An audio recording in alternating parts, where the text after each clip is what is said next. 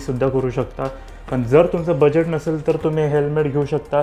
जर तुमचं budget plus असेल 1000 ते 1500च्या आसपास असेल किंवा त्याच्या पुढे असेल तर तुम्ही ब्रँडेड हेल्मेट्सही घेऊ शकता. तर एकंदरीत हे हेल्मेट तुम्हाला कसं वाटलं, ह्याचा लुक आणि विथ सेफ्टी वगैरे जर कसं वाटलं हे मला नक्की कमेंट करून सांगा. जर चॅनलवरती तुम्ही नवीन आला असेल तर चॅनलला सबस्क्राईब करा. जर का व्हिडिओ आवडले असेल तर व्हिडिओला लाईक करा.